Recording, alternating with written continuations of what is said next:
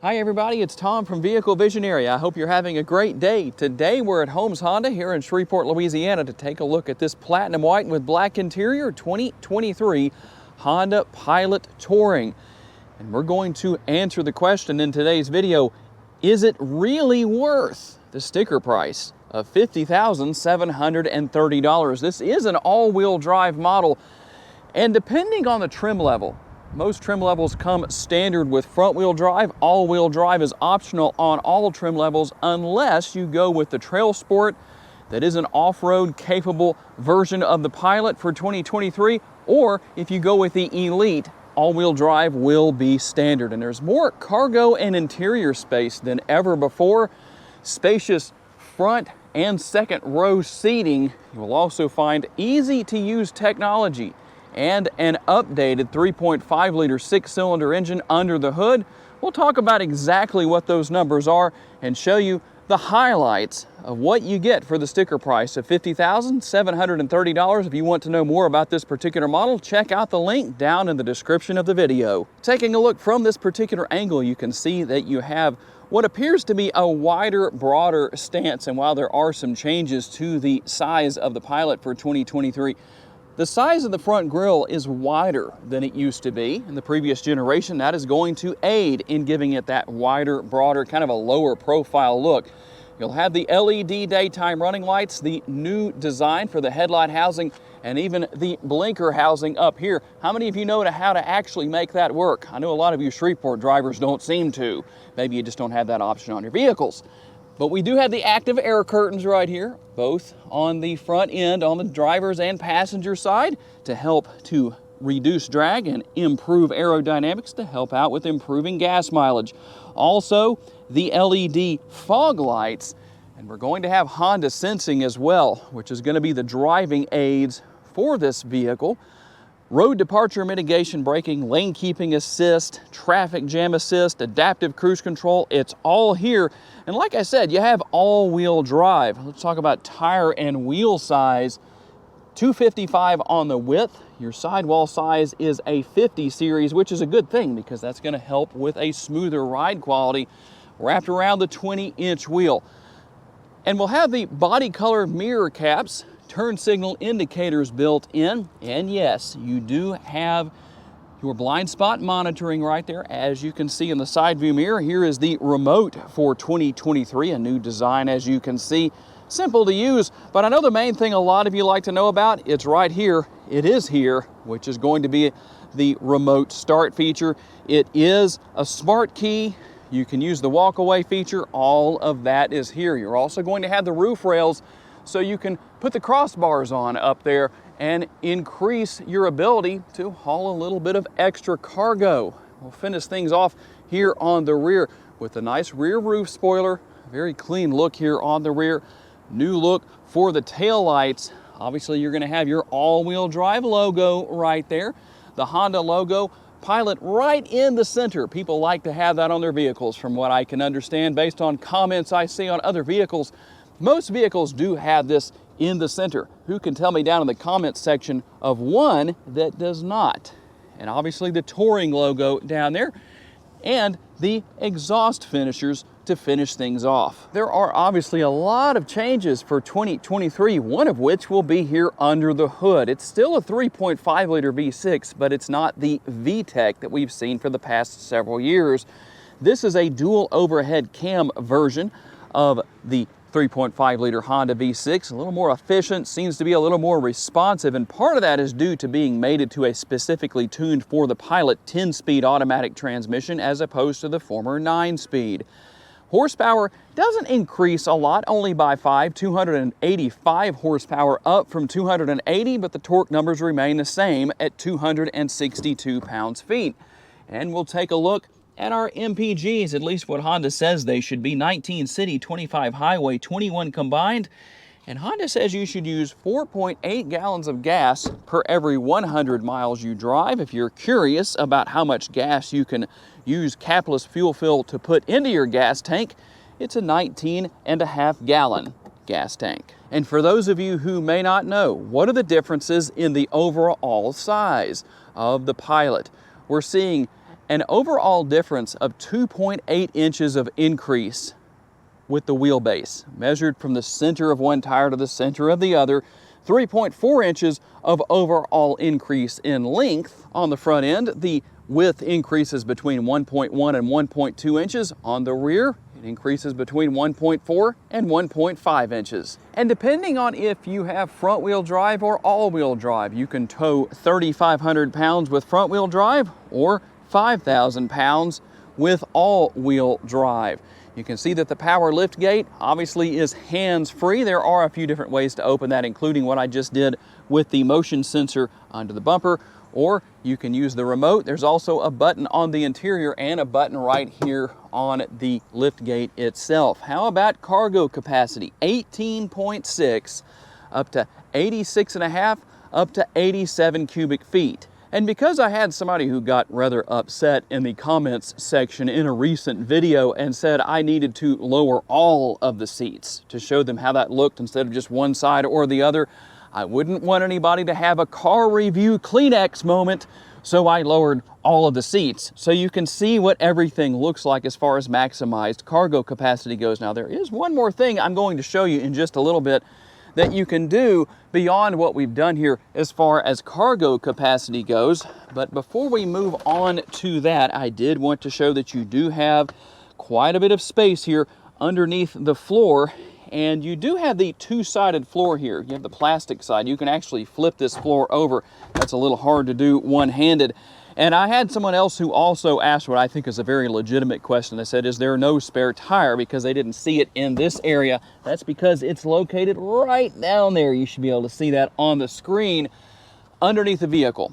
You also have a 12-volt power outlet back here, and you have an interesting option right here. This is the walk-away feature. And you might think, well, isn't that what happens when you just push the button up here and the door doesn't close immediately? As you walk away, it closes. Well, let me show you how this works. I'm going to push this button. You're going to hear the beep. I'm going to stand here for just a second. Well, just a few seconds, actually. You'll notice that I haven't done anything else. I haven't pushed anything else. Now, I'm going to walk away without doing anything at all, and you'll see what happens right there. Just an extra option for you if you wanted to do something along the lines of grabbing all of your groceries out of the rear area right here and not having to come back, making one trip into the house, as we all often like to do. That way you can just push that button, gather everything up, walk away, and the door closes. Now, one more thing I do want to show you back here. You'll notice right up here, I'm going to pull this down. It says hold to set height. That's probably a little hard to see on the screen, but notice I dropped the door down a little bit. If you needed to change the height of the rear door, here's how you do it. We just pulled it down to where we wanted it to be, or you can push it up to where it needs to be, depending on the situation. Hold the button down and listen for the beeps. Okay, so now what we're going to do, just to prove the whole thing works, that I'm not just lying to you, we're going to reopen this rear door and show you that it does open to the height where I just set it. And there's a lot of different reasons why people may need to do that, depending on where you park. So if you were curious about that, this way you know what to do. You don't go hunting around in all of the wrong places, wasting time trying to find something in the interior that you do right here on the rear door. And when you have this seat in its position right here, where we fold down the back of the seat back, and you have the cup holders here, a little bit of storage space, you do that by simply pulling on this release, and then you can just pull that forward. But there's another release on the front of the seat. Now, this isn't across all trim levels here on the Pilot, but you will find it here on the Touring trim level. And this allows you to remove this seat. Now, you can only remove this seat. This isn't quite like the Odyssey with the magic sliding middle row seats, but here's what it looks like, and here's where you store it. As you can see, I did remove that middle seat, and the nice thing about it is that it stows perfectly underneath the floor right here. Notice I changed the siding of that floor too, just to show you how that works. We have the carpeted and plastic sides, but you can see that this area was made specifically to hold this middle seat. It works perfectly for that. Obviously, it's a multitasker. And taking a look into the interior in the back seat area, starting with the middle row, You're going to have the privacy shades right here. They can be put in place if middle row seat passengers so desire to do so. The nice comfortable armrest, contrast stitching, it's going to be white, and we'll also have the upper and the lower door bins right here. And I moved the far seat over there on the passenger side. This is the driver's side, right, Tom? Just got to remind myself. Driver's side, passenger side. I moved that seat on the passenger side. Yes, you can laugh at me. It's okay. Up just to show you that you can change the amount of leg room that is in the third row. That's a good thing. How do you access the third row? This works on the driver's or over there on the passenger side, so you can do this either place, but you can gain access from one door or the other. But this is what you have back here. Now, is it a little bit cramped back here? Well, I could be okay for a little while.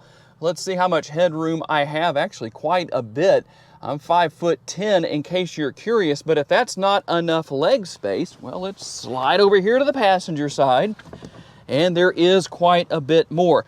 Now, if you really wanted to increase that for your rear seat passengers, well, just remove the middle seat right here. That would help when the situation calls for that. That's a good thing. Now, there are no armrests on these chairs, so folding this down is the only option for an armrest. Speaking of rest, you can recline the seats as well, and that goes for these rear seats as well as the middle seats right here, and obviously the front row seats. And for those of you who are drivers, don't recline too much when you're driving so you fall asleep. And by the way, yes, there are air conditioning vents here in the rear seating area, a USB option, and a couple of cup holders. Obviously, this is going to be mirrored on both sides, so you'll see that for both sides of the vehicle here in the third row. Now, if the middle row passengers happen to jump out and forget that somebody is sitting back here, no problem. Just push the button right there. The seats get up and out of the way, and just so you can see, yeah, obviously you can do that on the passenger side as well. And before we hop into the middle row seat area, let me show you something I know a lot of you are going to like. Gone is the conventional size sunroof in favor of the panoramic sunroof. Yes, there is a shade for that to help out, to keep from getting too hot in here when it's really hot during the summer and the sun's shining in, or whatever the reason may be that somebody wants to do that. Now, you do have the rear seat pockets right here. There's even kind of a mini pocket right there. Looks like it's perfect for a cell phone. You're going to have that on both sides, as well as the dual air conditioning vents. Here is the third zone of the tri-zone climate, and a couple of USB options down there as well. Quite a bit going on here, that's for sure. And then you know that you have a fold-down armrest right here. Let's see if I can show you how that works in action. Pull the release right there. There are your cup holders, the space right here, and the armrest. Could that stand to be a little bit higher? Well, I guess it depends on your height, on whether or not that should be a little bit higher. But it is what it is for now. Tell me what you think about that. On the passenger side, we're going to have a similar look to what we did on the rear doors here on the front door.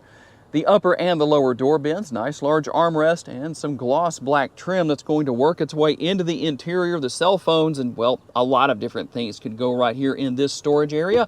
And within the glove box, we'll find space. We'll also find this little bag. And what exactly is in this bag? Well, this is a wheel lock. You have wheel locks on all four tires. It's a different style of lug nut, basically. This is the wheel lock key that you need to get that wheel lock off. And the good news about that is that they are specific to your individual vehicle. It's not something people can just go on to Amazon or eBay and buy and come steal your wheels. As I said, dual zone climate control here in the front, tri-zone in the rear. You can sync those two together. Heated seats only. I wish they were ventilated, but they're not. We'll also have some connectivity here, USB and 12 volt, the wireless charging pad, and the push button shifter that, again, gets mixed reviews from a lot of different people. Some people like it, some people don't. Tell me what your thoughts are and why you do or don't like the push button style shifter. The cup holders will be right here. We'll also find our drive mode selector right there, and we'll show you what those drive modes are in just a little bit. Now, the center console here has a nice tall lid or section right here where you can actually put your arm. You can lower these seats if you need to make it easier to put your arm on there. It's a little bit higher than what we had in the rear seat area, so that does have its benefit, and quite a bit of space within And if you're wondering how to control the sunroof and the shade I talked about, here is the shade, here is the sunroof, the feature for sliding that open or tilting it open. And I did want to show you that the action of the shade is right here in case you were curious to see how that works. Here on the driver's side door, obviously we're going to have a little bit more in the way of functionality with the controls and switches here. You can control the windows and the power side view mirrors that are power adjustable and heated. You can open and close that power rear lift gate right here, and the traction control button is right there. You can drop the lever here to adjust the tilt and telescopically adjustable steering wheel. And we'll get in here and hit our push button start and take a look at the digital instrument cluster that we have here. Looks very nice, very modern. You have a lot of different information that you can work your way through, as you can see there on the left-hand side. And all I'm doing is using that scroll wheel right there. So depending on what you want to know about the vehicle and what's going on with the vehicle, well, you can obviously go through and make those changes or take a look at everything. A very nice look. Digital instrument cluster, digital speedometer, it's all here. And you can have, depending on trim level, you'll either have the 7-inch touchscreen or the 9-inch as we have here. I haven't paired my phone just yet, but it is all done wirelessly. You can have Apple CarPlay or Android Auto to help pair your phone and turn the screen into your phone basically. And as you can see, we have the navigation built in if you wish to use that. Quite a few nice features here. Vehicle settings is going to be a very easy place to figure out what you need to get to as far as anything you might want to change with the vehicle. So that makes it very easy because you have the graphics. This is a very simple infotainment screen to learn and use. And there is the multi-view rear view camera. Now, if you had the Trail Sport or the Elite, you would have more camera views than just this. In fact, I have videos on those models. I'll try to remember to link one down in the comments section of this video. If I happen to forget, somebody please let me know.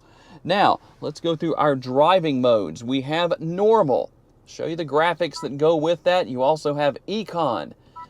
We're going to have snow mode. That's good when you have all-wheel drive, especially if you live in an area where it snows a lot. You have trail, you have sand, you have tow, and last but not least, let's go up here, you also have sport mode. So quite a few different driving modes depending on your situation and or desires for a particular time or day. And one thing I wanted to do is give you a quick demonstration of the Bose 12-speaker audio system.